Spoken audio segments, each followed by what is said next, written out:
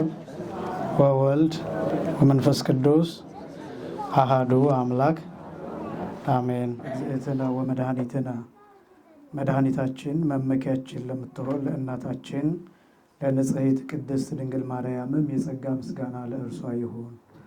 ስብሐት ለመስቀለ ክርስቶስ ዕፀ መድኃኒት ኃይልነ ወፀወንነ። ኃይላችን አምባችን መጠጊያችን ጋሻችን ለሚሆን በቀራንዮ ለተተከለ መድኃኒት ለሚባል ለክርስቶስ መስቀልም የጸጋ ምስጋና ለእርሱ ይሁን።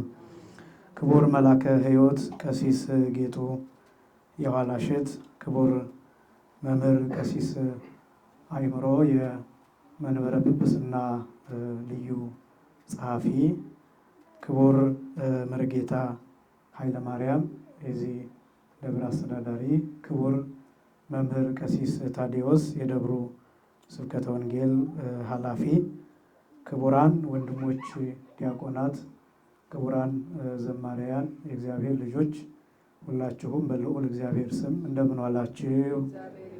እንደምን ቆያችሁ? አምላካችን እግዚአብሔር በዚህ ዕለት በዚህ ሰዓት በዚህ ቅዱስ ስፍራ ተገኝተን ቅዱስና ሕያው ዘላለማዊ የሆነውን ቃሉን እየሰማን እንድንባረክ ስለፈቀደልን ስሙ ለዘላለም የከበረና የተመሰገነ ይሁን። የሊቃውንት አምላክ የምስጢር ባለቤት የቅዱሳን ፈጣሪ የአባቶቻችን አምላክ እግዚአብሔር በመካከላችን ተገኝቶ ምስጢርንና ጥበብን እንዲገልጥልን የእርሱ ቅዱስ ፈቃድ ይሆንልን። ለተወሰኑ ደቂቃዎች የምንማማርበት የትምህርት ርዕስ የመንፈስ ፍሬ በሚል ርዕስ ይሆናል። አስቀድሜ አመሰግናችኋለሁ። የመጀመሪያ ቀን ነው የጉባኤያችን። ዕለቱ ዓርብ ነው፣ የስራ ቀን ነው ይታወቃል። የመጀመሪያ ቀንም እንደመሆኑ እንደ ሀገሩም እንደ አየሩም እንደ ስራም እንደ ብዙ ጠባይ እንደ ብዙ ሁኔታ የቤተክርስቲያኗን ድምፅና መልእክት አክብራችሁ በዚህ ሁኔታ በዚህ ቦታ ስለተገኛችሁ ለሁላችሁም እግዚአብሔር ጸጋና በረከቱን ያድላችሁ። የመንፈስ ፍሬ የቅዱስ ጳውሎስ መልእክት ገላትያ ምዕራፍ 5 ቁጥር 22 ላይ የሚገኝ ቃል ነው። ይህንን ርዕስ ለማስተማር የመረጥኩበት ምክንያት ከዛሬ ጀምሮ በቤተ ክርስቲያኒቱ ትምህርት መሰረት ፍሬ ተብሎ ስለሚታወቅ ነው። አስቀድመን በዙም ጉባኤ ከትናንትና ወዲያ ረቡዕ ማታ ከመስከረም 1 ጀምሮ እስከ መስከረም 7 ድረስ ያለው ጊዜ መስከረም 7ን ጨምሮ ዮሐንስ እንደሚባል ዮሐንስ ማለት ምን ማለት እንደሆነና ለምን ያ ሳምንት ዮሐንስ ተብሎ እንደሚጠራ አይተናል። ትናንትና መስከረም 8 ቀን ዘካርያስ እንደሚባልም ጠቅሰናል። ከመስከረም 9 ጀምሮ እስከ መስከረም 15 ከዛሬ ጀምሮ ማለት ነው። ከመስከረም 9 ጀምሮ እስከ መስከረም 15 ድረስ ያለው መስከረም 15ን ጨምሮ ፍሬ ይባላል። መስከረም 16 ቀን ብቻውን ተለይቶ ሕንጸተ ቤተ መቅደስ ተብሎ ይጠራል። ከመስከረም 17 ጀምሮ እስከ መስከረም 25 ድረስ ያለው መስከረም 25ን ጨምሮ ማለት ነው መስቀል ተብሎ ይጠራል። ከመስከረም 26 ጀምሮ እስከ ህዳር 5 ድረስ ያለው ዘመነ ጽጌ መዋዕለ ጽጌ ተብሎ ይታወቃል። ከዚያ በኋላ አስተምህሮ እያለ ይቀጥላል። ስብከት፣ ብርሃን፣ ኖላዊ፣ ከዚያ ልደት፣ ከዛ ናዝሬት፣ ሕጽነት፣ ጥምቀት እያለ እዛ አብይ ጾም ይመጣል። የአብይ ጾምንም ስያሜዎች ታውቋቸዋላችሁ።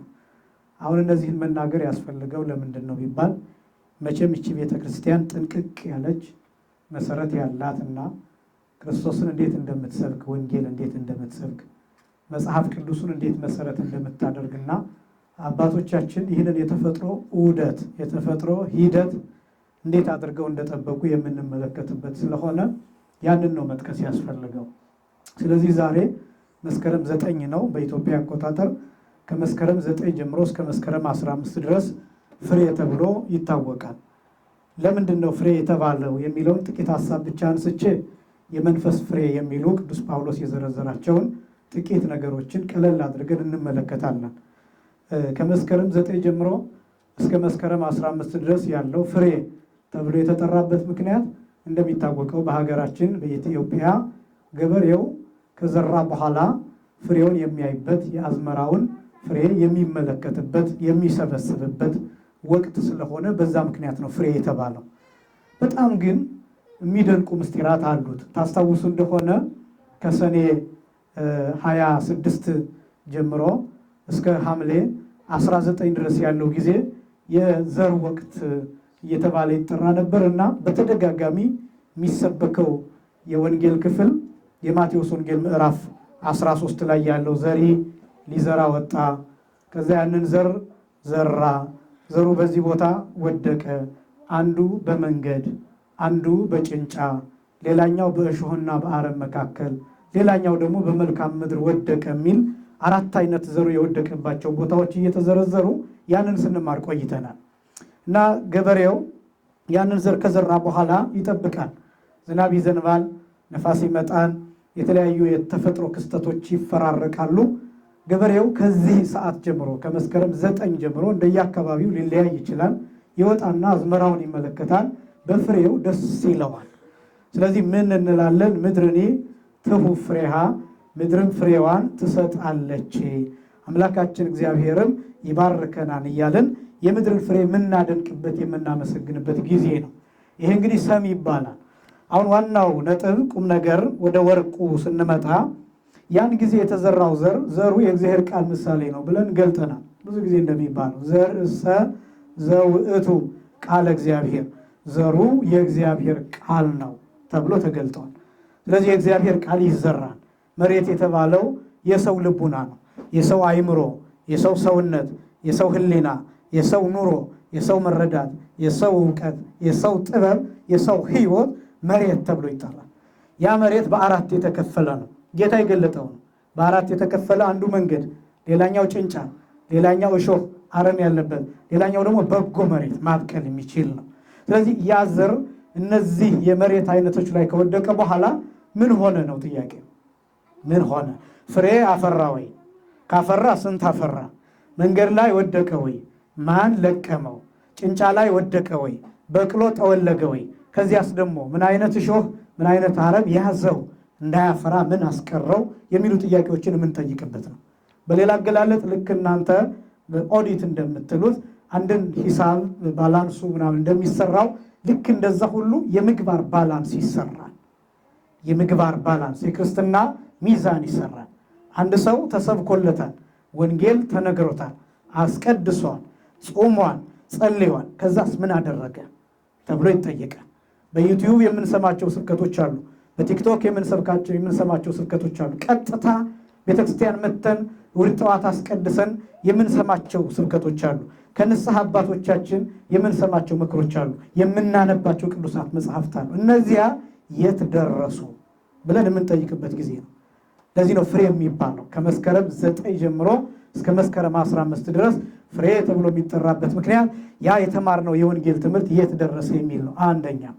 ሁለተኛ ከመስከረም 9 ጀምሮ እስከ መስከረም 15 ድረስ ያለው ጊዜ ፍሬ ሲባል ትንሣኤ ሙታንን የሚያሳይ ነው። በጣም የሚደንቅ ምስጢር ነው ይሄ። መቼም ክብር ለአባቶቻችን ይሁን፣ የአባቶቻችን በረከት በሁላችንም ላይ ይደርብን። እንዴት አድርገው እንደሰሩት ነው። እና ያ ዘር መሬት ላይ ከተዘራ በኋላ መጀመሪያ ዘሩ መሞት አለበት። መሞት አለበት። በደንብ ስሙኝ። ይሄንን ዘሩ ከሞተ በኋላ ነው ወደ ቡቃያነት የሚመጣው። ከዛ ደግሞ ፍሬ የሚሆነው ከሞተ ከበሰበሰ በኋላ ነው። ዘሩ ይዘራል። ዘሩ ተዘርቶ አፈሩን ይለብስና ወደ አፈርነት ከተቀየረ በኋላ ብዙ ቅንጣቶችን ይዞ ይነሳል። ለምሳሌ ጌታ የተናገረው 30 የሚያፈራለ፣ 60 የሚያፈራለ፣ 100 የሚያፈራለ። መጀመሪያ መሞት አለበት። በነገራችን ላይ ትንሣኤ ከሞት የተገኘ ነው። ትንሣኤ የሞት ውጤት ነው። በጣም ብዙ ነገሮች የምንመለከታቸው መጥፎ የሚመስሉ ነገሮች፣ ለምሳሌ አሁን ብርሃን የጨለማ ልጅ ነው። ብርሃን የሚገኘው ከጨለማ ነው። ብርሃን የሚገኘው ለምሳሌ ያህል ነው። ብርሃን የሚገኘው ከጨለማ ነው ማለት ነው። ለምሳሌ እነዚህ ብርሃኖች ድምቅ ብለው የምናያቸው ወደ መጨለም እየመጣ ስለሆነ ነው። ቀን ላይ አሁን ብናበራው፣ ለምሳሌ ፀሐይ ላይ ይህንን ብርሃን ብናበራው ምንም ትርጉም ላይኖረው ይችላል። ምንም ትርጉም ላይኖረው ይችላል። ፓወሩ ልንጠቀም እንችላለን፣ ኤሌክትሪሲቲውን። ነገር ግን ብርሃኑ ምንም ላይጠቅመን ይችላል፣ ምክንያቱም የፀሐይ ብርሃን ስላለ። ስለዚህ ብርሃን ራሱ የሚደምቀው ጨለማ ሲኖር ነው። ስለዚህ ብርሃን የጨለማ ልጅ ነው። ትንሣኤ የሚገኘው ከሞት ነው። ትንሣኤ የሚገኘው ከመቃብር ነው። ምን ልላችሁ ነው በዚህ በኩል የፈለግኩት? ኃይል የሚገኘው ከድካም ነው።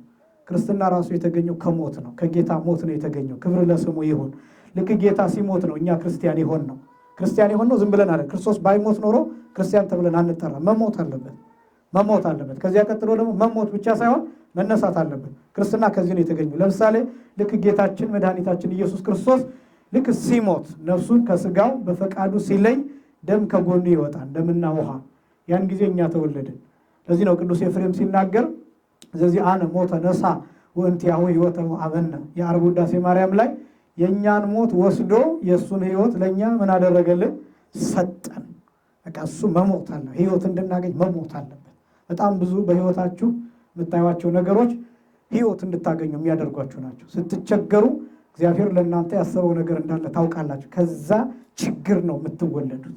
ከዛ ጭንቅ ትወለዳላችሁ። ከዛ ስቃይ ትወለዳላችሁ። የአብዛኞቻችሁ ሕይወት እዚህ ያለ ነው። የሁላችንም አሁን ያለ ነው። ምቾትም ጥሩ ነገር የሚባለው ከችግራችን ከስቃያችን የተወለደ ነው።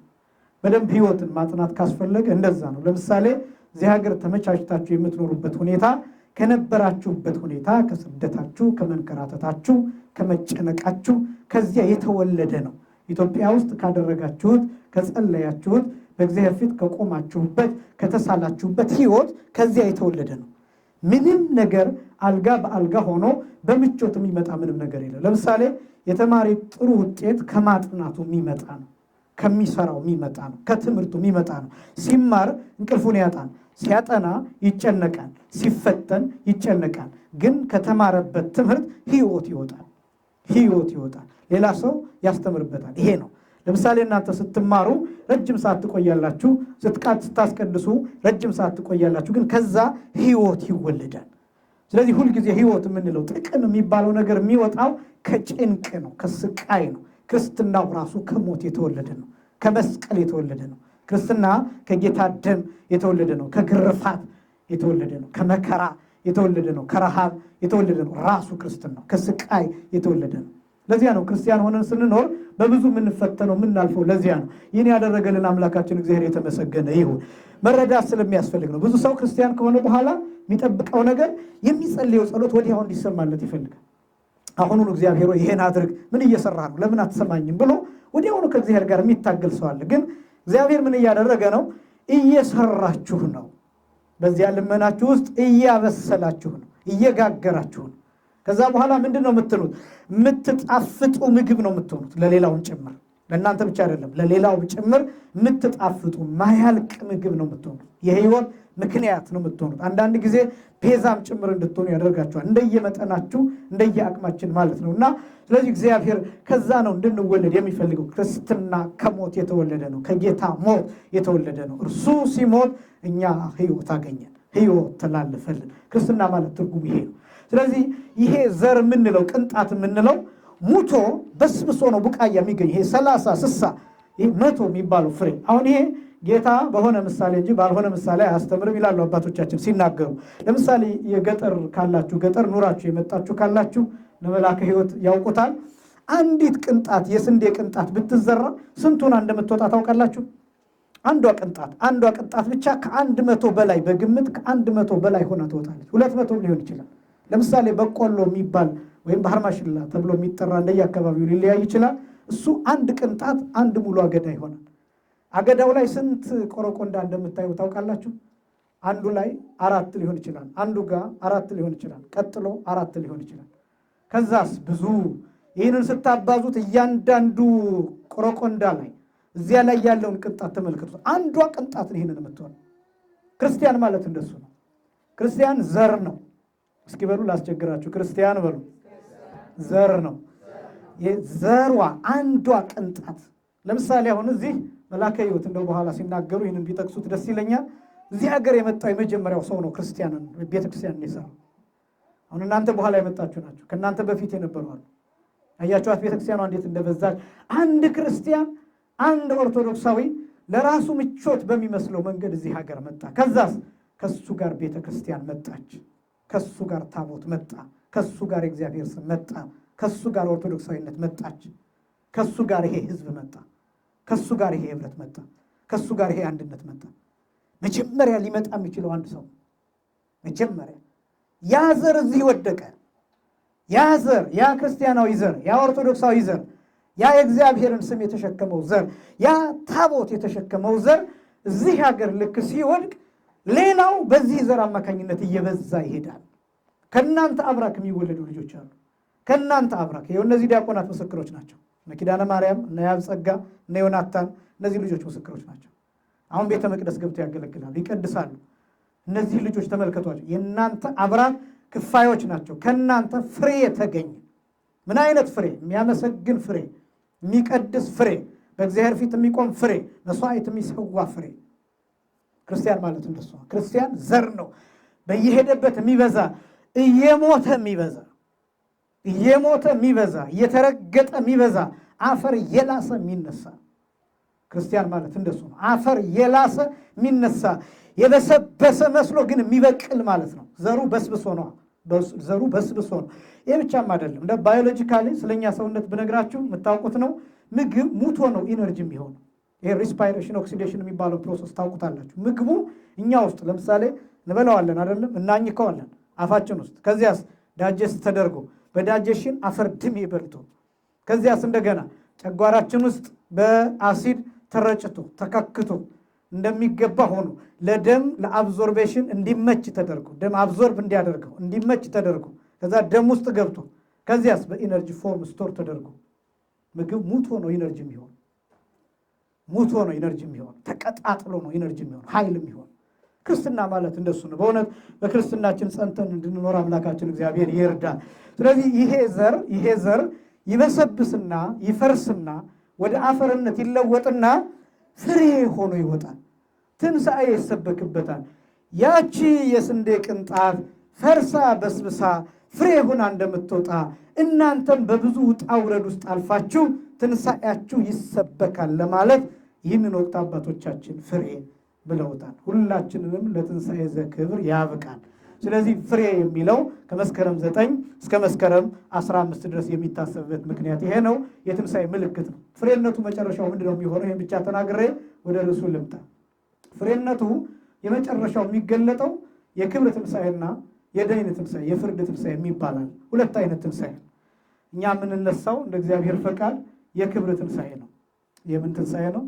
የክብር ትንሣኤ። በእርግጥ ትንሣኤ ብዙ አይነት አተረጓጉም አለው። እንዳላከብድባችሁ እየተጨነቅኩ ለማቅለል እየሞከርኩ ነው። በነገራችን ላይ ኢትዮጵያ እንደምሰብከው አይደለም የምሰብከው፣ እንዳላስጨንቃችሁ ስለምፈራ። የክብር ትንሣኤ የሚባለው መንግሥተ ሰማያት የምንገባበት የዘላለም ሕይወት የምናገኝበት ትንሣኤ ነው። በእርግጥ ትንሣኤ 5 አይነት ትንሣኤ አለ። የጌታ ትንሣኤ አለ፣ የእመቤታችን ትንሣኤ አለ፣ የእነ አልዓዛር ትንሣኤ አለ፣ የልቡና ትንሣኤ አለ፣ የጉባኤ ትንሣኤ አለ። ትንሣኤ ማለት መነሳት ማለት ነው። ዋናው ግን የልቡና ትንሣኤ ነው። የመጀመሪያው የልቡና ትንሣኤ ማለት በልቡና መነሳት ማለት ነው። መንቃት ማለት ነው። መንቃት ማለት ነው። በእናንተ አገላለጥ ትንሣኤ ማለት ኢንላይትመንት ማለት ነው። ለኪደ ኢንላይትመንት ነጸቅ ብርሃን ማለት ነው። አሁን ብዙዎቻችን ትንሣኤ ሲባል ቶሎ የምናስበው ከመቃብር መነሳት፣ ስጋና ነፍስ ተዋህዶ መነሳት፣ ይሄ ነው ትዝ የሚለን አይደል? ትንሣኤ ለምሳሌ አሁን እናንተ ያላችሁበት ሁኔታ ትንሣኤ ነው። ይሄ ትንሣኤ ነው። ጉባኤ ትንሣኤ ነው። ማስቀደስ ትንሣኤ ነው። መቁረብ ትንሣኤ ነው። ንስሐ ትንሣኤ ነው። ይቺ ቤተክርስቲያን በምን እንደምታስደንቃችሁ ታውቃላችሁ? ዕለት ሰው እንዲነሳ ታደርጋለች በንስሐ። ለምሳሌ አሁን እኔ ቀኖናዬን ለኔታ ኃይለማርያም ለመላከ ሕይወት ወይም ተናግሬ ቀኖናዬን ሰጥተውኝ እግዚአብሔር ይፍታ ሲሉኝ ተነሳሁኝ። ትንሣኤ ተነሳሁኝ። ከዛስ እንደዛ እንደሆንኩኝ ብሞት በቀጥታ ያለምንም ጥርጥር መንግሥተ ሰማያት ነው የምገባው፣ የዘላለም ሕይወትን እወርሳለሁ። የምነሳውም የቀኝ ትንሣኤ ነው፣ የክብር ትንሣኤ ነው የሚነሳው።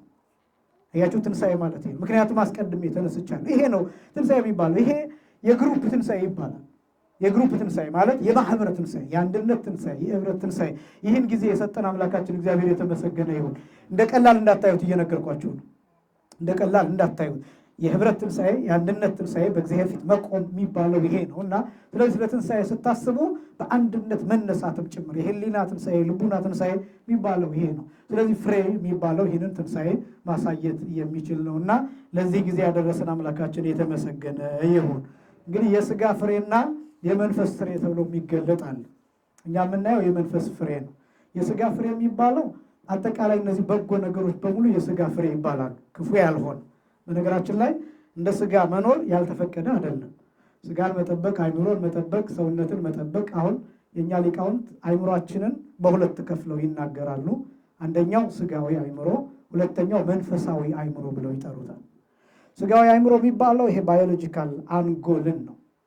ስጋዊ አእምሮ ወይም አእምሮ ጠባይ ብለው የሚጠሩት። መንፈሳዊ አእምሮ የሚባለው ግን ስጋዊ አእምሯችንን በሚገባ ስንጠቀም መንፈሳዊ አእምሮ ይሰጣል። ሁለተኛው ማለት ነው።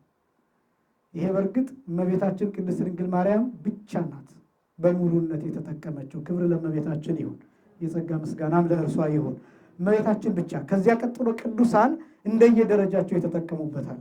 ይሄ መንፈሳዊ አእምሮ ረቂቅ አእምሮ የሚባለው ረቂቅ እውቀት፣ ረቂቅ ጥበብ የሚባለው በጣም ብዙ ነገሮች የሚነገሩበት ነው። ለማንኛውም እኛ የመንፈስ ፍሬ የስጋን አእምሮ ተጠቅመን የስጋን አንጎል ተጠቅመን የመንፈስን ፍሬ የምናፈራበትን እሱን ነው የምንመለከተው። ቅዱስ ጳውሎስ የዘረዘራቸው ወደ 9 የሚደርሱ የመንፈስ ፍሬዎች አሉ። የመንፈስ ፍሬዎች መንፈስ ሲባል መንፈስ ትርጉሙ አሁን እዚህ የምንናገረው ስለ መንፈስ ቅዱስ ነው። ምክንያቱም መንፈስ ሲባል አንዳንድ ሰው ስለ ሌላም የሚያስብ ሰው ሊኖር ስለሚችል ርኩስ መንፈስ አለ፣ ቅዱስ መንፈስ አለ። እኛ የምናወራው ስለ ቅዱስ መንፈስ ፍሬዎች ወይም መንፈስ ቅዱስ ስለሚገኝበት ፍሬዎች፣ ስለ እነሱ ፍሬዎች ነው የምንነጋገረው። የመንፈስ ፍሬ ቅዱስ ጳውሎስ ገላትያ ምዕራፍ 5 ከቁጥር 19 ጀምሮ የስጋ ፈቃድ የሚባሉ በጣም ብዙ ነገሮችን ይዘረዝራል። የስጋ ፈቃድ የሚባሉ በጣም ሰፊ ሀሳቦችን ያነሳል። እንዳልኳችሁ እንዳላስጨንቃችሁ እፈራለሁ እንጂ እነዚህን እያንዳንዳቸውን ማየት ይቻላል። ለምሳሌ ቅዱስ ጳውሎስ እንዲህ ብሎ የስጋ የስራ የተገለጠ ነው ይልና እርሱም ዝሙት፣ ርኩሰት፣ መዳራት፣ ጣዖትን ማምለክ፣ ሟርት፣ ጥል፣ ክርክር፣ ቅንዓት፣ ቁጣ፣ አድመኛነት፣ መለያየት፣ መናፍቅነት፣ ምቀኝነት፣ መግደል፣ ስካር፣ ዘፋኝነት ይህንም የሚመስል ነው ይልና ይህን ቃል ሲደመድመው ያስፈራል። አስቀድሜም እንዳልኩ ይላል እንደዚህ ያሉትን የሚያደርጉ የእግዚአብሔርን መንግሥት አይወርሱም ነው የሚለው። አይወርሱም ነው የሚለው። ከዚህ እግዚአብሔር ሁላችንንም ይጠብቃል። እንዳትጨነቁ ግን ሌላ ማጽናኛ ልንገራችሁ። እንደዚህ ሲባል እነዚህን ያደረጉ ሰዎች ሁሉ ገደል ይገባሉ፣ ሲኦል ይገባሉ፣ ገሃነመ እሳት ይገባሉ ማለት አይደለም። ንስሐ ካልገቡ፣ ካልተመለሱ፣ ኃጢአት መሆኑ ካልገባቸው፣ እንደ ኖርማል ነገር እየተቆጠረ ከቀጠሉ። አሁን ዓለማችን ይዞን እየገባበትን ያለውን ጉድጓድ ታውቃላችሁ። ስለምትኖሩበት ሀገር መናገር አልችልም፣ ምክንያቱም እናንተ ታውቁታላችሁ ወዴት እየተሄደ እንደሆነ፣ የሰው ልጅ መልክ እየጠፋ እንደሆነ፣ የሰው ዘር እንዴት እየተበደለ እንደሆነ፣ ምን ሊሆን እንደሚፈለግ እየተደረገ እንደሆነ ታውቁታላችሁ። ጋብቻ እንዴት እንዲቆም እንደሚፈለግ፣ ትውልድ እንዴት እንዲጠፋ እንደሚፈለግ፣ ሕፃናት ምን አይነት አእምሮ ይዘው እንዲያድጉ እንደሚፈለግ፣ በትምህርታቸው ምን አይነት ትምህርት እንደሚሰጣቸው፣ ሰዎች ምን አይነት ግላዊ ሕይወት እንደሚመሩ እነዚህን ነገሮች ትመለከታላችሁ። እና ዓለም ወዴት እየወሰደን እንደሆነ ቅዱስ ጳውሎስ የተናገራቸው። በነገራችን ላይ ዝሙት የሚለው ቃል የተቃራኒ ጾታን ወንድና ሴትን ወይም በዚህ ሀገር የሚታወቀው ሌላውን ብቻ አይደለም። ዝሙት ማለት ትርጉሙ መስገብገብ ማለት ነው። መስገብገብ፣ በቃኝ አለማለት፣ አለመጥገብ፣ አለመደሰት ማለት ነው። ዝሙት ማለት እሱ የግድ በዚህኛው በተቃራኒ ጾታ ብቻ ባለው አይደለም። እኔ አንድ መጽሐፍ ሳነብ ኢትዮጵያ የተጻፈ የኃያላን ሴራ የሚል አንድ መጽሐፍ አየሁኝ። በፈረንጆቹ አቆጣጠር እስከ 2035 ድረስ ይላል። እናንተ የምታውቁት ነው፣ በደንብ የምታውቁት ነው። እስከ 2035 ድረስ የዛሬ 10 ዓመት ድረስ ማለት ነው። ፈረንጆቹ ምን ማድረግ ይፈልጋሉ? የሮቦት ሚስትና የሮቦት ባል ሰርተው መጨረስ ይፈልጋሉ። አሁን ይሄ የለም ማለት አይደለም፣ ግን አቅርቦቱ ያኔ ሙሉ እንዲሆን ለወንድ ሴት መስራት፣ ሚስት መስራት፣ ለሴት ደግሞ ባል መስራት፣ የሚያወራ የሚጫወት፣ ምግብ የሚያቀርብ፣ አንዲት ሴት የምታሟላውን የሚያሟላ፣ አንድ ወንድ የሚያሟላውን የምታሟላ፣ እንደዚህ ነገሮችን መስራት እና ያው ከረበሸችው ታወራለች፣ ሪሞቱን ይጫናል፣ ዝም ያሰኛታል። አሁን በትዳር የመረረው ሰው ብዙ ጭቅጭቅ ያለበት ወይም ብዙ ችግር አለብኝ ብሎ የሚያስብ ሰው እንዲህ አይነት አማራጮችን ሊጠቀም ይችላል። መጨረሻው ምንድን ነው የሚሆን? ይሄ ብቻ አይደለም። ከዛ ቀጥሎ ሰዎች ልጅ አይደለም እንዲኖራቸው የሚፈለገው። የምታውቁት ነው እየነገርኳቸው ያለውን የሮቦት ልጅ እንዲኖራቸው በሚፈልጉት ዲዛይን አሰርተው የሮቦት ልጆች ይኖሯቸዋል። ወንድ ልጅ ከሆኑ ፀጉሩ የሚያምር አይነት ከሆነ አይኑ ትልልቅ ከሆነ የሚፈልጉት በሚፈልጉት መልክ ዲዛይን ያሰራሉ። ልጁ ያለቅሳል፣ ያወራል፣ ይጮሃል። ሲረብሻቸው ቻርጁን ይነቅሉታል፣ ወይ ቻርጁ እንዲያልቅ ይደረጋል፣ ወይም ሪሞት ኮንትሮሉን ኦፍ ያደርጉታል። ሰዎች ፍላጎታቸውን ያሟላሉ። ግን ትልቁ ነገር ምንድን ነው? ከሪያሊቲው ግን እየራቁ መሄድ፣ ከእውነታው እየራቁ መሄድ። ይሄ ማለት እግዚአብሔር ከሰራው ህይወት እየራቁ ሄዶ የራስን ምቾት ብቻ መስራት፣ ጣዖት መስራት ማለት ነው። ጣዖት መስራት። በጣም ደግሞ አሳዛኙ ይሄም መጨረሻው ደስታ የሌለው ነው የሚሆን። የራስን ማጥፋት፣ ህይወትን ጸጥ ማሰኘት፣ አለመደሰት፣ ብቻ መሆን፣ ከሰው ይልቅ እንስሳትን መምረጥ፣ ውሻን መምረጥ፣ ድመትን መምረጥ፣ ከዛ አልፎ እባብን መምረጥ፣ ካዞ ጋር መሆን፣ ከነዚህ ጋር መሆን፣ ራስን ከፎቅ ፈጥፍጦ መግደል፣ ራስን ባቡር ውስጥ አስገብቶ መግደል፣ በየሀገሩ የምንሰማቸው እነዚህ ነገሮች ከምን የመጡ እንደሆነ ታውቃላችሁ? የስጋን ስራ አብዝቶ መስራትና ደስታን ማጣት። ይሄ መንፈሳዊ ዓለም የሚያስፈልገው ለዚህ። አሁን ዓለም ቤተክርስቲያንን የሚቃወማት፣ ኦርቶዶክሳዊነትን የሚቃወመው በመሰረቱ አንድ የምነግራችሁ ነገር ዓለም የሚቃወመው ኦርቶዶክሳዊነትን አይደለም፣ ሃይማኖትን ነው የሚቃወመው። አጠቃላይ ሃይማኖትን፣ እስልምናንም ጭምር ፕሮቴስታንቲዝምንም ጭምር ነው ዓለም የሚቃወመው። ለምን ነው እነዚህን የሚቃወመው? ዓለም ቢባል ህግ አላቸው፣ ሃይማኖቶች ህግ አላቸው፣ የራሳቸው ስርዓት አላቸው፣ መመሪያ አላቸው። ያ ህግ ያ መመሪያ የሚፈልጉትን ነገር ለማድረግ አይመችም። ስለዚህ ያን ህግ ማጥፋት ይፈልጋል። የዓለም ህግ እንዲገዛ፣ የዓለም ህግ ዶሚኔት እንዲያደርግ። ስለዚህ ወዴት እየተሄደ እንደሆነ አንድ ሰር አይዛክ ኒውተን የሚባል ሰው ታውቁታላችሁ ያለው ሰር አይዛክ ኒውተን በዚህ ሀገር ይታወቃል። ፊዚስት በጣም የታወቀ እና እሱ ምን እንዳለ ታውቃላችሁ? ይህ ዓለም ያልፋን ተብሎ የሚገመተው 2060 በፈረንጆቹ 2060 ከ35 ዓመት በኋላ ማለት ነው። ለምን 2060 ላይ ካልኩሌት እንዳደረገው ታውቃላችሁ? ዓለም የሚያልፈው የዓለም ስልጣኔ ማክሲመም ፒክ ላይ የሚደርሰው 2060 ላይ ነው ብሎ ያምናል። ይሄ ቴክኖሎጂው ተሰርቶ አሁን ቀጥታ የሚያዩ ሰዎች ብዙ ናቸው። በቲክቶክ፣ በዩቲዩብ፣ በፌስቡክ የሚያዩ ሰዎች። ስለዚህ እነዛ ሰዎች ልክ እናንተ የምትሰሙትን ይሰማሉ፣ ከእናንተ ጋር ይዘምራሉ፣ ባሉበት አሜን ይላሉ። ከአቅማቸው በላይ ሆነው መምጣት ሳይችሉ ቀርተው በርቀት ምክንያት አልተገደቡ። አሁን እኛ ሮቦት መስራት ከቻለ የሮቦት ባልና ሚስት እንዲኖር ካደረገ፣ ወደ መንኮራኩር ከሄድን፣ ጨረቃ ደርሰን ከመጣን፣ ህዋውን ከዳሰስን፣ ከቃረም ነው ሁሉም ሀገር ላይ ያለ መረጃ በሳተላይት አማካኝነት የሚኖረን ከሆነ መጨረሻ ምን ሆን ይመስላችኋል? የሚቀረን አንድ ነገር ነው፣ ማለፍ ነው። እነዚህ ምልክቶች ሆነው ተቀምጠዋል። በኖህ ዘመን እንደነበረ የሚል ቃል አለ። በጣም የሚያስፈራል። የማቴዎስ ወንጌል ምዕራፍ 24 ከቁጥር 37 ጀምሮ በኖህ ዘመን እንደነበረ የሰው ልጅ መምጣት እንዲሁ ይሆናል የሚል ቃል አለ። በኖህ ዘመን እንደነበረ ማለት እንደሆነ ታውቃላችሁ? በኖህ ዘመን የተሰራው ኃጢአት ሁሉ፣ በኖህ ዘመን የነበረው ኃጢአት ሁሉ ተሰርቶ ሲያልቅ፣ ለምሳሌ 7 የኃጢአት ራሶች ብለው ደግሞ የሚጠቅሷቸዋሉ አባቶቻችን። አዳምና ሔዋን ዕፀ በለስን የበሉበት ኃጢአት፣ አቤል በወንድሙ ተቀጥቅጦ የተገደለበት ኃጢአት፣ 7 ትካት በኖህ ጊዜ እርስ በርሳቸው ወንድና ሴት አይደለም፣ ወንድ ከወንድ ሴት ከሴት ጋር የተጋባበት ኃጢአት፣ ከመሬት ጋር የተጋቡበት ኃጢአት፣ ከመሬት ጋር መሬትን ሰንጥቀው ከመሬት ጋር ተራክቦ ወይም ሩካቤ ሥጋ ይፈጽሙ ነበር ከመሬት ጋር። ሄኖክ ምን እንዳለ ታውቃላችሁ? ሲነገር ጸያፍ ይመስላል። ነው በአንድ ሰው እብደት ምክንያት ሀገር አብዳለች፣ ስለዚህ ሶሪ ብሎ አበባ ይዘው መቃብራቸው ላይ ይቅርታ ይጠይቃሉ አሉ።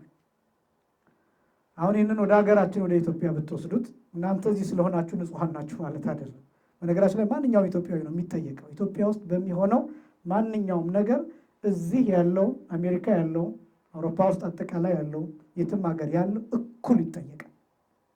ምክንያቱም ከልቲቬት የምናደርገው የማህበረሰቡን ውጤት ስለሆነ፣ የምናጭደው የተዘራውን ስለሆነ። ይቅርታ የሚጠይቅ ሰው አጋጥሟቸው ያውቃል? ኢትዮጵያ ውስጥ በሚሊየን የሚቆጠር ህዝብ አልቋል። የትም ይሆን በየትኛውም ጫፍ ይሆን በየትኛውም ወገን ይሆን ይቅርታ የሚል ሰው አይታችሁ ታውቃላችሁ? ዕቃ የጠፋብን እንኳን አንመስልም። እና በጣም የሰራናቸው ኃጢአቶች ወንድም ተቀጥቅጦ የሚገደልበት ማህበረሰብ አፍርተናል። የሚሰቅል ማህበረሰብ አፍርተናል። ከነ ህይወቱ ሰው የሚያቃጥል ርጉዝ ሴት ማህፀኗን ሰንጥቆ ጽንሱን የሚያወጣ እንዲህ አይነት ማህበረሰብ አፍርተናል። ያ ኃጢአት ተሰርቷል። አቤል ተቀጥቅጦ የተገደለበት ኃጢአት። ሌላው የምታውቁት ነው፣ የምትኖሩበት ሀገር ያለው የካህናት መታረድ፣ የካህናት ተቀጥቅጦ መገደል፣ እነዚህ ነገሮች። አሁን ይህን ለምን አመጣሁት? ይሄ ኃጢአት ተደግሞ ሲሰራ ስታዩ ዓለም ሊያልፍ ደርሷል። በቃ ጌታ የሚለው እንዲያው በለስ ቅጠሉ ሲለመልም በጋ እንደደረሰ ታውቃላችሁ ይላል። ምልክቱ ነው ይሄ። በለስ በባህሪው የሚለመልመው ክረምት ላይ አይደለም፣ በጋ ላይ ነው የሚለመልመው። የክረምቱን ውሃ ሲጠጣ ይቆይና በጋ ላይ ይለመልማል። በእስራኤል በሊባኖስ እና በአካባቢ ኮንቴክስት ማለት ነው። እና ልክ በለስ የተባለው ምንድን ነው ይባል? አንደኛ ኃጢአት ነው በለስ የተባለው፣ ሁለተኛ እስራኤል ናት በለስ የምትባለው። በነገራችን ላይ በለስ ሲለመልም የሚለውን የዓለም አቀፍ የፖለቲካ ተንታኞች ይህ እንደሚጠቀሙበት ታውቃላችሁ። ቅዱስ ያሬድ ሲተረጉም በለስ ዘይቤ ቤተ እስራኤል ሙንቱ ይላል። በለስ ያለው የእስራኤልን ወገን ነው ይላል። እና አሁን ለምሳሌ እስራኤል እንደ ሀገር የተቋቋመችበትን ሁኔታ ታውቃላችሁ። 1948 ነው በፈረንጆቹ፣ ከሁለተኛው የዓለም ጦርነት በኋላ ነው ሪኮግኒሽን ያገኘችው። ኦልሞስት ከ1900 ዓመት በኋላ 1900 ዓመት ሀገር አልነበረችም እስራኤል። በ70 ዓመተ ምህረት ተበትና ነበር። ከዛ በኋላ እስራኤላውያን ተበታትነው፣ አይሁዳውያን ተበታትነው እንደ ሀገር እውቅና ሪኮግኒሽን ያገኘችው በፈረንጆቹ አቆጣጠር 1948 ዓመተ ምህረት ነው፣ ከሁለተኛው የዓለም ጦርነት በኋላ። ስለዚህ እስራኤል ተደራጅታለች፣ መንግስት ሆናለች፣ አሁን አድጋለች። አሁን የትኛውም ሀገር ጋር ለመዋጋት ዝግጁ ነው። የዓለም ፍጻሜ ምልክት ነው። በነገራችን ላይ መድረሱ ምልክት ነው። አንደኛው እስራኤል፣ ሁለተኛው ኃጢአት። በለስ ሲለመልም ማለቱን ማለት እንደሆነ ታውቃላችሁ። ኃጢአት ሲለመልም ማለት ነው። ኃጢአት ሲለመልም፣ ኃጢአት ወንበር ላይ ሲቀመጥ፣ ዙፋን ላይ ሲቀመጥ፣ ኃጢአት ራሱ ሲነግስ፣ ኃጢአት ራሱ ንጉስ ሲሆን፣ አሁን አንዳንድ ቦታ ብትሄዱ በሀገራችን ክፉ ሰዎች በየቦታው ሊያጋጥሟቸው ይችላሉ። የሀገራችን ምለው የዚህ ሀገር ሁኔታ ስለማላቅ ያለ መረጃ እንዳልናገር ስለምጠነቀቅ ነው ኢትዮጵያን ማነሳው እንጂ ኢትዮጵያ ብቻ ነው ያለው ማለት አይደለም። ሙስና ራሱ ወንበር ላይ ተቀምጦ አታገኙትም? ራሱ ኃጢአት አዛዥ ሆኖ ማኔጀር ሆኖ ታገኙታላችሁ። ራሱ ኃጢአት። ከዛ ሰውየውን ያን ሰው የተቀመጠው ሰው እኮ ነው፣ ግን በሰውየው ውስጥ እየተገለጠ ያለው ምንድን ነው? ኃጢአት። ለምሳሌ ይጠላችኋል፣ መጀመሪያ ማመልከቻችሁን አይቀበላችሁም፣ መጀመሪያ ባለባበሳችሁ ይንቃችኋል፣ መጀመሪያ ዘራችሁ ምን እንደሆነ ማወቅ ይፈልጋል፣ መጀመሪያ ብሔራችሁ ምን እንደሆነ ማወቅ ይፈልጋል፣ መጀመሪያ ከዛስ በመልካችሁ ሊጠላችሁ ይችላል። ከዛስ በትምህርት ደረጃችሁ ስለምትበልጡት ሊጠላችሁ ይችላል። ይህ ሰውዬ ሁለመናውን ስታዩት ምን እንደሆነ ታውቃላችሁ? ኃጢአት። ሳይሰማችሁ ይጠላችኋል፣ ሳያውቃችሁ ይጠላችኋል፣ ሳይረዳችሁ ይጠላችኋል። ስለዚህ ያሳድዳችኋል። ይሄ ሰውዬ ወንበር ላይ ተቀምጧል፣ ትልቅ ስልጣን አለው። ኃጢአት ሲለመልም ማለት ይሄ ነው። ከዚያስ ከዚህኛው ቢሮ ወጥታችሁ ሌላ ቦታ ስትሄዱ ያው ራሱ ኃጢአት ተቀምጦ ታገኙታላችሁ። ምን ሆኖ? ወይ ጳጳስ ሆኖ፣ ወይ ቄስ ሆኖ፣ ወይ ዲያቆን ሆኖ ታገኙታላችሁ። በዚህ ብላችሁ ልታስተካክሉት ትሞክራላችሁ። አረ እንዲህ እኮ ነው እንደዚህ እኮ ሆኖብኝ ዘርበል አስመሳይ ይላችኋል። ራሱ ኃጢአት ነው የተቀመጠው። ኃጢአት ሲለመልም ማለት ይሄ። እግራችሁ እስኪነቃ ድረስ ጻድቅ ሰው ፍለጋ ትሄዳላችሁ፣ አታገኙ። አማራጩ ምን እንደሆነ ታውቃላችሁ? ይሄን ትታችሁ ራሳችሁ ጻድቅ መሆን። በቃ የዚህ ዘመን አማራጭ ይሄ ብቻ። አሁን እኛ የጻድቃንን የሰማዕታትን የመላእክትን ተራዳይነትና ምልጃ ለምደን ትልቁ ችግር ምንድን ነው? የሚማልድልን ፍለጋ። ለምሳሌ አሁን ጸልዩልን እንላለን አይደል? በጣም ብዙዎቻችን መልካም ነው። በነገራችን ላይ ይሄን እየነቀፍኩ አይደለም፣ ግን የምንፈልገው ምንድን ነው? እኛ ተኝተን መርጌታ እንዲጸልዩልን ነው የምንፈልገው።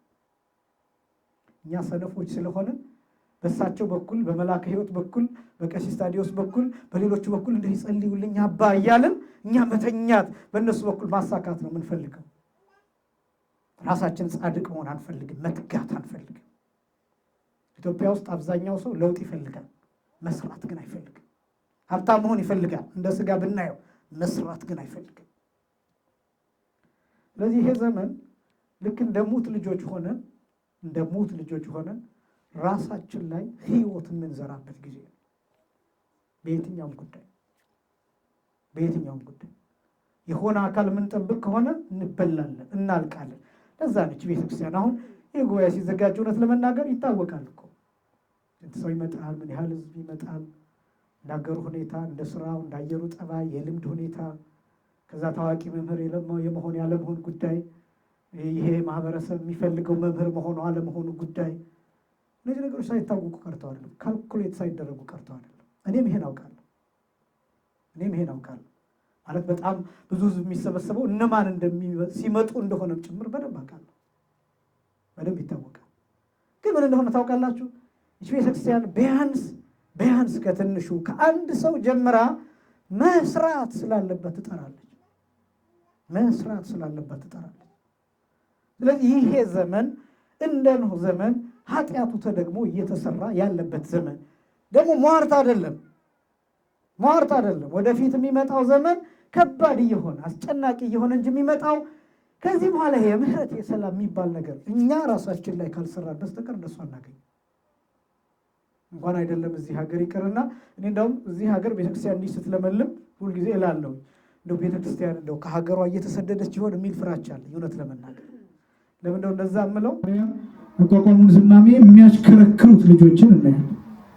መንገድ ተዘግቶ ጥምቀት ይከበር የለ እንደምታዩ አስደናቂ ነው። እና ይህን ሳይ አንድ ፍርሃትና ሌላ ተስፋ እነዚህ ሁለቱ ይፈራረቁብኛል።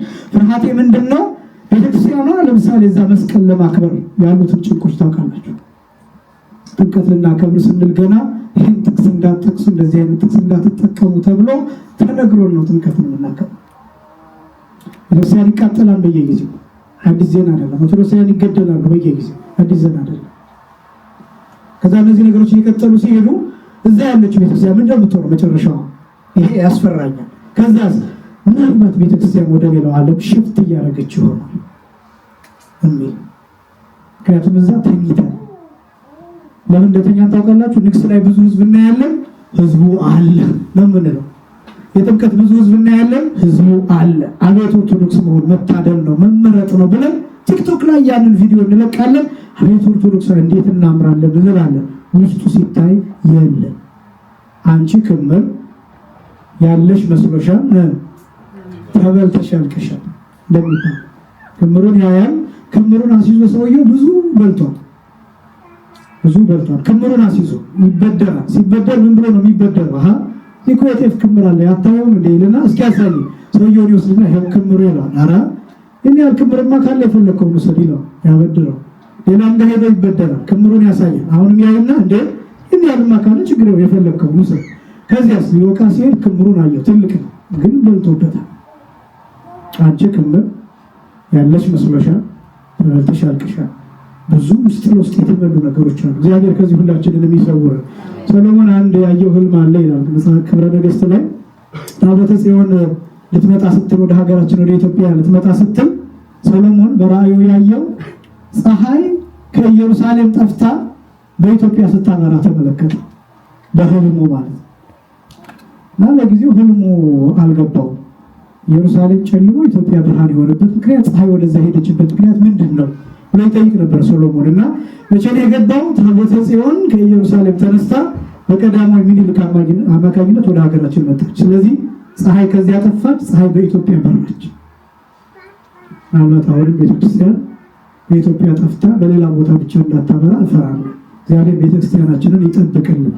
አሁን ይህም ሟርት አይደለም እንዳልኳችሁ፣ እንዴት ቤተክርስቲያናችሁን መጠበቅ እንዳለባችሁ እየነገርኳችሁ። እዚህ ያለችው ቤተክርስቲያን ካልጠበቃችኋት አያድርገውና እዚያ ብትጠፋ እዚህም አትገኝ። እዚህ ለትውልድ ማስተላለፍ ቤተክርስቲያን መጠበቅ እሱ ነው። የመንፈስ ፍሬ በቅዱስ ጳውሎስ የጠቀሳቸው እነዚህ ናቸው። የመንፈስ ፍሬ የመጀመሪያው ፍቅር ነው። እስኪ በሉ የመንፈስ ፍሬ በሉ። ፍቅር ነው። የመንፈስ ፍሬ ምንድን ነው?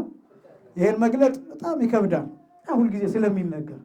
ጌታ የተናገረውን ብቻ አንስቼ ልለፍ። በተለይ በቅዱስ ጳውሎስ ቋንቋ ፍቅር የሕግ ፍጻሜ ነው ብሎ ነው የሚገልጠው። የፍቅር ራስ ነው፣ የሕግ ራስ ነው ብሎ ነው የሚገልጠው። ወዘሰ አፍቀረ ቢጾ ኩሎ ሕገ ፈጸመ ገቢሮቶ፣ ባልንጀራውን የወደደ ሰው ሕግን ሁሉ ሰርቶ ጨርሷል ይላል። ያብራራል ቅዱስ ጳውሎስ። ለምን? ከወደደው አይገለውም፣ ከወደደው አይዋሸውም፣ ከወደደው በሐሰት አይምልም፣ ከወደደው ሚስቱን አይቀማውም፣ ከወደደችው ባሏን አትቀማም። ስለዚህ ፍቅር የሕግ ፍጻሜ ነው ብሎ ነው የሚገልጠው ጌታ በማቴዎስ ወንጌል ምዕራፍ 22 ቁጥር 39 ላይ አንድ ሰው መጥቶ ከሕግ ማንኛው ይበልጣል ብሎ ሲጠይቀው የመጀመሪያዋ አምላክ እግዚአብሔርን በፍጹም ኃይልህ፣ በፍጹም ነፍስህ፣ በፍጹም ልብህ ውደድ የሚል፣ ሁለተኛው ባልንጀራህን እንደ ራስህ አድርገህ ምን በል ውደድ። ወበእላ ይላል ክልኤቲ ትእዛዛት ተሰቅሉ ኦሪትኒ ወነቢያት ይላል። በእነዚህ በሁለቱ ትእዛዛት ነቢያትና ኦሪት ሕግ ሁሉ ተንጠልጥሎ ይኖራል፣ ተሰቅሎ ይኖራል። ስለዚህ ፍቅር እግዚአብሔርን መውደድ፣ ባልንጀራን መውደድ፣ ሰውን ሁሉ መውደድ፣ ለሰው ሁሉ መመቸት፣ ለሰው ሁሉ ፍቅር መስጠት፣ ይሄ የመጀመሪያው የመንፈስ ፍሬ የሚባለው ነው። ሁለተኛ የመንፈስ ፍሬ ደስታ፣ ይሄ መንፈሳዊ ሐሴት የሚባለው አሁን ቅድም እንዳልኩት ዓለም ያጣው ይሄ ነው። እዚህ ቤተክርስቲያን ደግሞ ስትጠሩ እናንተ አሁን አስቀድሳችሁ ስትሄዱ ሊደግማችሁ ይችላል፣ ግን ደስ አይላችሁ? ጸበል ስትጠመቁ ደስ አይላችሁ? ጸልያችሁ ስትጨርሱ ደስ አይላችሁ? በእውነት ይሄ ነርቫችሁን ብታስተውሉት ከበሮ ሲመታ፣ ትምህርት ሲሰጥ፣ ወንጌል ሲሰጥ፣ እግዚኦ ተሳሃለነ ስትሉ፣ ዜማ ስትሰሙ፣ የቤተክርስቲያኒቷን አገልግሎት ስትሰሙ ከላይ እስከታች የሚነዝር ነገር አይሰማችሁ? አይምሯችሁ ሪላክስ ሲያደርግ፣ ሰውነታችሁ ሪላክስ ሲያደርግ አይሰማችሁ? ደማችሁ የደማችሁ ስር ቧንቧ ሲፈታና ሲፍታታ አይታወቃችሁ? እሱ ነው መንፈሳዊ ሐሴት የሚባለው። ለምሳሌ መልአኩ ቅዱስ ገብርኤል እመቤታችንን ከገለጠበት አንዱ ጸጋን የተሞላብሽ ሆይ ምን ይበልሽ? ደስ ይበልሽ ነው ያላት። ለምን ደስ ይበልሽ እንዳላት ታውቃላችሁ? ኃጢአት የለባትም። ኃጢአት የለባትም። ቅድስናዋ ደስታ ነው። ጸጋዋ ደስታ ነው። ድንግልናዋ ደስታ ነው። በቤተ መቅደስ መኖሯ ደስታ ነው። እነዚህ ሁሉ ደስታዎች ናቸው። ክርስትና ራሱ ደስታ ነው። በመከራ ውስጥ ሆኖ ደስታ፣ በጨለማ ውስጥ ሆኖ ደስታ። ክርስቲያን ማለት እንደሱ ነው። የመንፈስ ፍሬ የሚባለው ሁልጊዜ በጌታ ምን ይበላችሁ? ደስ ይበላችሁ ተብሎ እንደተጻፈ ክርስቲያን እንደሱ ነው። ጭንቀትን ማስወገድ መቻል። ጭንቀት እናንተ ላይ ስልጣን ሊኖረው አይችልም። ይሄ እዚያ ሀገር የምትሉት ስትረስ፣ ዲፕሬሽን ምናምን እያላችሁ የምትጠሩት እናንተ ላይ ክርስቲያን ላይ መንፈሳዊ ሰው ላይ በፍጹም ስልጣን ሊኖረው አይገባም። እናንተ ናችሁ እሱ ላይ ስልጣን ሊኖራችሁ የሚገባው። ደስ ሲላችሁ ብን ብሎ ይጠፋል። በዚህ ብቻ አይደለም፣ እናንተ የሌሎችን ጭንቀት ራሱ የምታባርሩ መሆን አለባችሁ። ለሌሎች ደስታ መሆን አለባችሁ። እናንተ በሌላው ሰው በኩል ስታልፉ የሆነ ሰው ደስ ሊለው ይገባል። ደስ ሊለው ይገባል። የሌላ ሰው ደስታ መሆን አለባችሁ። ስለዚህ የመንፈስ ፍሬ አንደኛ ፍቅር፣ ሁለተኛ ደስታ፣ ሶስተኛ ሰላም ነው። የመንፈስ ፍቅር ሰላም ነው። ሰላም ማለትን ማለት እንደሆነ ታውቃላችሁ? አለመረበሽ ማለት ነው። እንደው ይህን ለማብራራት በእውነት ጊዜ ይወስድብኛል። በቤተ ክርስቲያን ይህ ሰላም የሚለው ቋንቋ በጣም ሰፊ ሀሳብ ያለው ነው። በአገልግሎትም ለምሳሌ ዋዜማ ሲቆም ዋዜማው የሚጠናቀቀው ሰላም በመጽፋት ነው። ሰላም የሚባል አለ ራሱን የቻለ፣ እሱን በመጽፋት ይጠናቀቃል። ማህሌት ሲቆም ማህሌቱ የሚጠናቀቀው በሰላም ነው። ቅዳሴ ቀድሰን ስንጨርስ ሰላም ወደ የቤታችሁ በምን ግቡ? በሰላም ግቡ ብለን ነው የምናጠናቀቀው።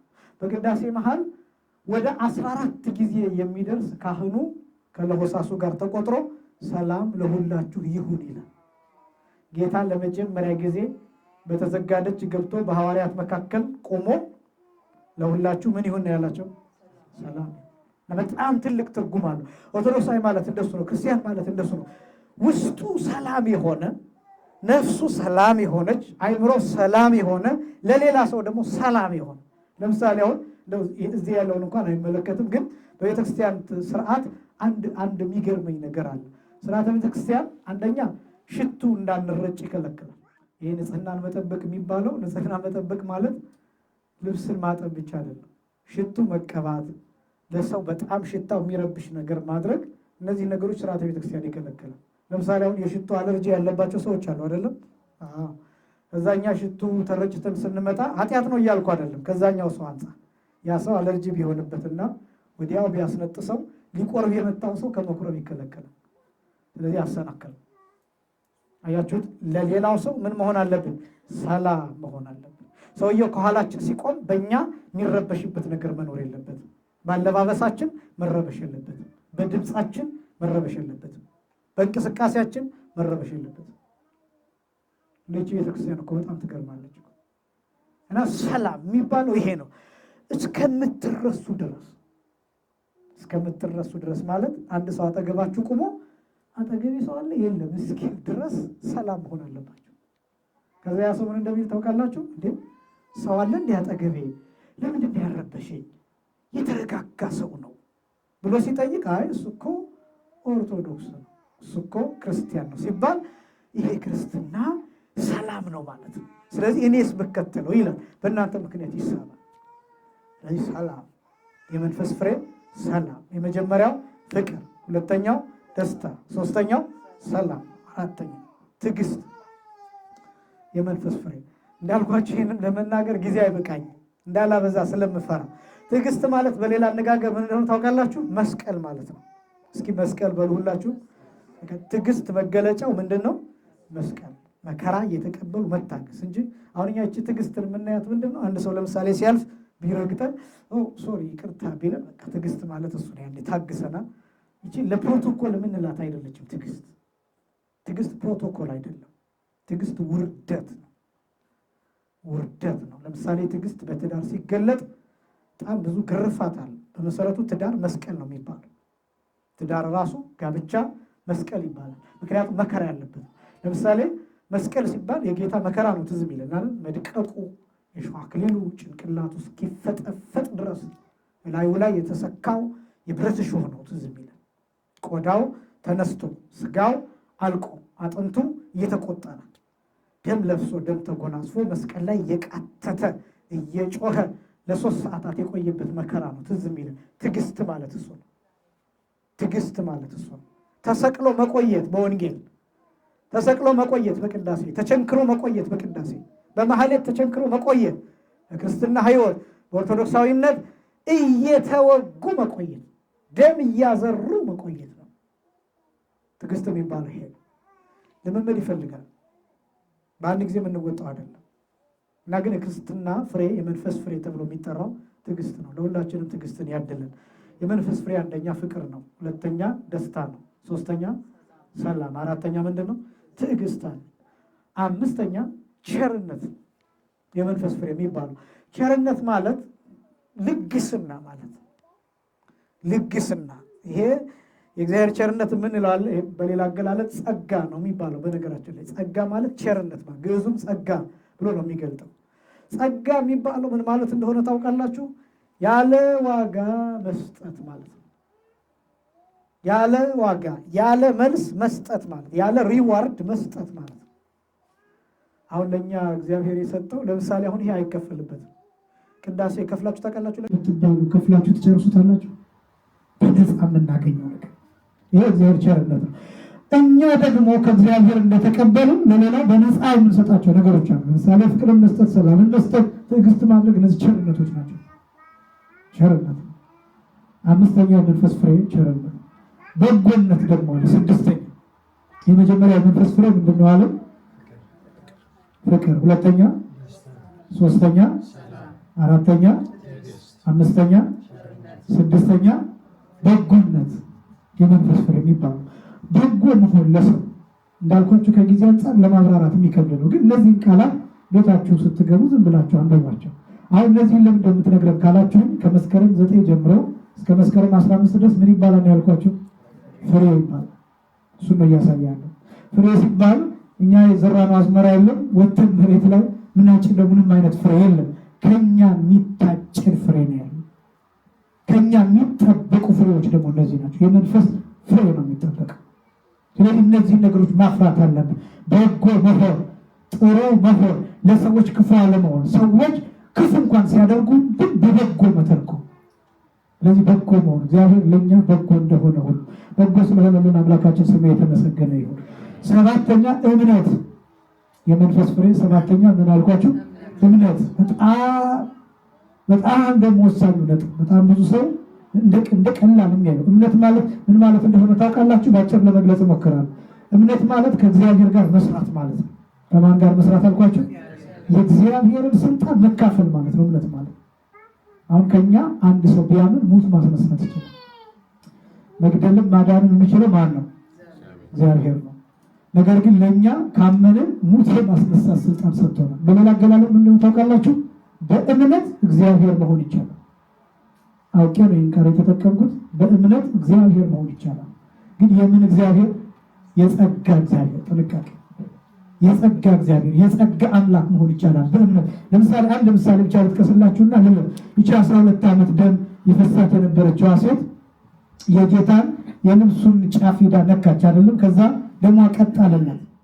ከዛስ ጌታ የልብሱን ጫፍ ነው የነካችው። ጌታ ያለው እንደሆነ ታውቃላችሁ። በማርቆስ ወንጌል ምዕራፍ 5 ከቁጥር 30 ጀምሮ እንደተጻፈው ማነው የነካኝ ይላል ጌታ።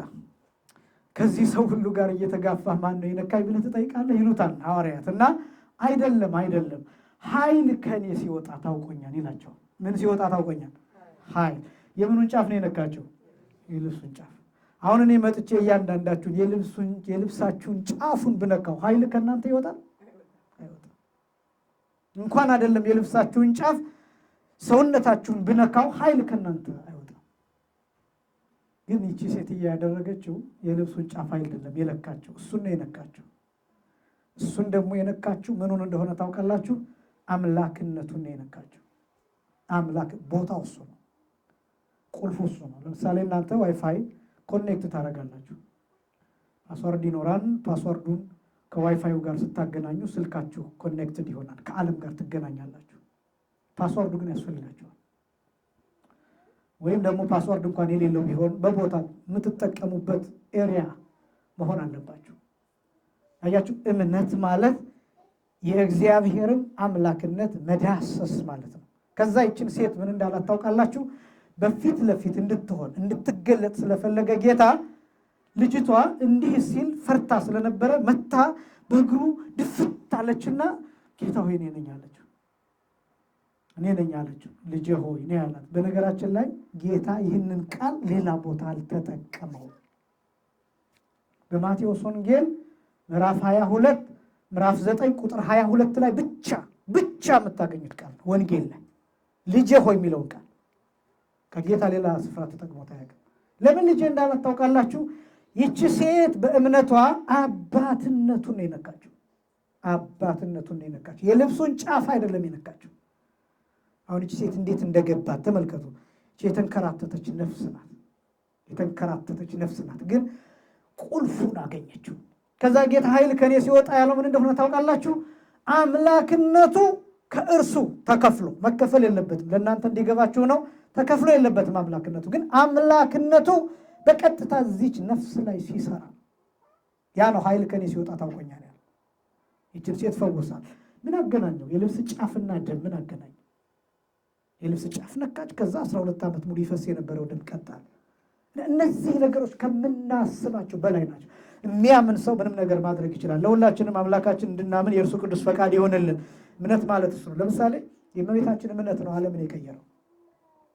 የሉቃስ ወንጌል ምዕራፍ 1 ቁጥር 45 ላይ ብትመለከቱ ቅድስት ኤልሳቤጥ ስትናገር ያመነች ምንድናት ነው ያለችው? ብፅዕት ነው። ልክ እመቤታችን ስታምን ዓለም ተቀየረ።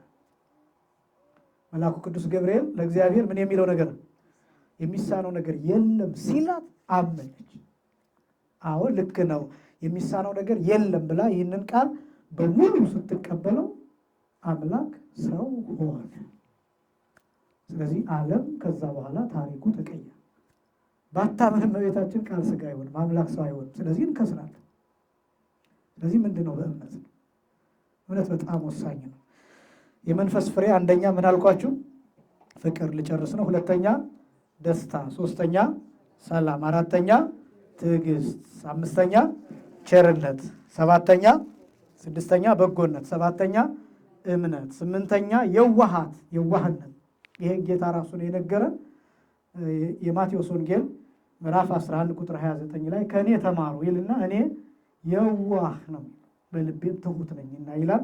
የዋህ እንድንሆን አምላካችን እግዚአብሔር ይርዳል። የዋሃት የመጨረሻው ራስን መግዛት ነው።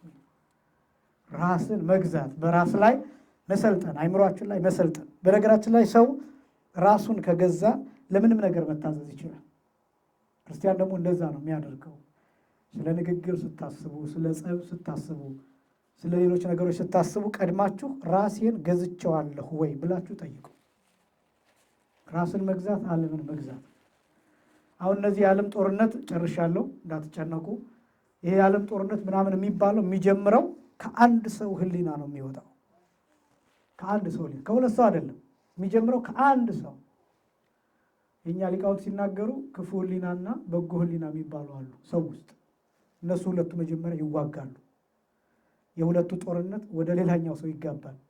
ሰዎቹ ስንት ይሆናሉ ማለት ነው? አሁን ሁለት፣ ወደ ሶስተኛ ሰው ያጋባሉ። ከዚያ ህዝብ ይሆናል። ከዚያ ሀገር ይሆናል። ከዛ ሀገሮች ይጣላሉ። ከዚያስ ህፃናት ይሞታሉ። ህፃናቱን ፍርስራሽ ይጣልባቸዋል። እስራኤልና ፍልስጤም ለተጣሉት የፍልስጤም ህፃናት ምንም የማያውቁት ፎቅ ተጭኖ ይገላቸዋል። የወላጆቻቸውን የተቆራረጠ እጅ እንደ ስጋ ይበሉታል። ዓለም ራስ ወዳድነቱን ተመለከታችሁት? መንግስታት ራስ ወዳድነታቸውን ተመለከታችሁ? ፖለቲከኞች ራስ ወዳድነታቸውን አያችሁት? ሰብአዊ መብት ምናምን የሚሉ ሰዎችን ስታዩቸው አንድ የውሃ ጠብታቸውን ብትነኳቸው በአቶሚክ ቦምብ ፍርስራሹን ድምጥማጡን ያጠፉታል። ምንም የማያውቁ ልጆች ይሞታሉ። ራሱን በማይገዛ ሰው ምክንያት ነው የሚመጣው። ስለዚህ አንዳንድ ጊዜ ከኛ የሚወጣው ለማን ለምን ይሆናል የሚለውን በጥንቃቄ ክርስቲያን ማለት እንደሱ ነው። የመንፈስ ፍሬ ማለት እንደሱ ነው። ለዙም ጉባኤ ላይ ስናገር ነበር። አዲስ የሚባል ዓመት የለም። እኛ ያለን አዲስ የሚባል ማንነት ነው። እነዚህን የመንፈስ ፍሬዎች ማፍራት ካልቻለን አሮጌ ሆነን ነው የምንቀጥለው። 2018 አይደለም ተፈቅዶልን ሌላ 100 ዓመት ተጨምሮልን 2118 ብለን ብንቆጥርም አሮጌ ከሆንን ዓመቱ ግን አዲስ አይደለም። አዲስ የሚባለው ንስሐ የገባንበት ፍሬ ያፈራንበት ዓመት ነው እና ስለዚህ እነዚህ የመንፈስ ፍሬዎችን በእነዚህ ቀናት አስበን ራሳችንን የምንለውጥበት፣ ንስሐ የምንገባበት፣ ስጋው ደግሞ የምንቀበልበት፣ እውነተኛ ክርስቲያኖች ኦርቶዶክሳውያን የምንሆንበት እንዲሆን ያስፈልጋል። የመንፈስ ፍሬ እንድናፈራ አምላካችን እግዚአብሔር ይርዳል። ገላትያ ምዕራፍ 5 ቁጥር 22 ላይ የመንፈስ ፍሬ በሚል ርዕስ ነው ይሄን የተናገርኩት። ቤታችሁ ስትገቡ ደግሞ አንብቡት። ለሁላችንም የንስሐ ፍሬ የስጋው ደግሞ ፍሬ እንዲያድለን የእርሱ ቅዱስ ፈቃድ ይሆንልን። ያስተማረን በመምህራችን ላይ አድሮ ያስተማረን የመከረን የገሰጸንና ያጽናናን የአባቶቻችን አምላክ የኛም አምላክ እግዚአብሔር አምላካችን ስሙ የተመሰገነ ይሁን። አንድ ሰው ነው የሚለው ስሙ የተመሰገነ ይሁን፣ ስሙ የተመሰገነ ይሁን። እግዚአብሔር አምላክ ቃሉን ላስተማሩን ለመምህራችን ቃል ሕይወትን ያሰማልን፣ ቃል ሕይወትን ያሰማልን፣ ቃል ሕይወትን ያሰማልን። በእድሜ በጸጋ ይጠብቅልን፣ የአገልግሎት ዘመናቸውን አምላካችን ያርዝምልን። እኛም በሰማነው ደግሞ 30-60 ዓመቱ ያማረ ፍሬ እንድናፈራ የአምላካችን ቅዱስ ፈቃድ ይሁንልን። በገላትያ መልእክት ላይ ምዕራፍ 5 ቁጥር 22 ላይ ተነስተው የመንፈስ ፍሬ በሚል መነሻነት ሰፊ ትምህርት አስተምረውናል። በእውነት መግለጽ ውስጤ ይፈልጋል ልብ ስለሚያንኳኳ፣ ነገር ግን ማበላሸት መጨመር መቀነስ ስለሚሆን ርዕስ ነው የነገሩን። በአይኔ ተንትኖ በዛ ላይ ቢያስተምሩን ብዙ ሊሉን የሚችሉ መሆኑን ሰዓትም እየገደበ ጭምር ነው የተናገሩትና መቼም እግዚአብሔር ይመስገን ቴክኖሎጂው አለ ተቀርቷል። ይሄንን ወስደን እያንዳንዱን ነገር እያብላላን እያየን ወደ ራሳችን እየተመለከትን ደግመን የምንመለከተውና የምንጠቀምበት እንደሚሆነው ተስፋ ማደርገው ይሄንን ነበር ለራሴ ስለነበረው። ሁላችሁም እንደምታውቁት ለማጋነን ወይም ደግሞ የሌለውን ነገር ለመጨመር ሳይሆን እዚህ ሆነን ራሱ በዩቲዩብ ሚዲያ በተለይ እኔ የማውቀው የሐዲስ ኪዳን ጉባኤ ነው። ብዙ ነገር ሪፈረንስ ራሱ ተጠያቂ መምህራችን ስለሆኑ ለራሴ እንኳን ስፈልግ የሆነ ጥያቄ ሲኖር በዚህ ጉዳይ ላይ ምን ብለዋል የሚለውን ከጉባኤ አዲስ ኪዳን ነው እና ምን ያህል እንደምትከታተሉት አላውቅም። ሌላውን ትቼ ማለት ነው ትርጓሜዎቹን የሚቀርቡትን በየሰርግ ጉባኤ የሚደረጉትን እሳቸው ማስተማራቸውን ብቻ ነው የሚያውቁት። ያ ግን ተቀናጅቶ ቴክኖሎጂው እጃችን ላይ ያመጣልን ስለሆነ በእውነት የምንጠቀምበት ዘመን እግዚአብሔር ያደርግልን። እኛ ከተጠቀምንበት ቃሉ አንኳኩቶ ቤታችን፣ ስልካችን፣ በሞባይላችን እጃችን ላይ እየመጣ ነው እና ይሄም ትምህርት ራሱ የመንፈስ ፍሬ ነው ብለው የዘረዘሩትን ከዛ ፊት ያነሱትንም የተነሱበት ርዕስ መግቢያው ራሱ እንደገና እየሰማን እየተነተንን ወደ ራሳችን የምናይበት ራሳችንን የምንመረምርበት ስለሆነ በእውነት ስለ ቃሉ የእግዚአብሔር አምላካችን ስም የተመሰገነ ይሁን።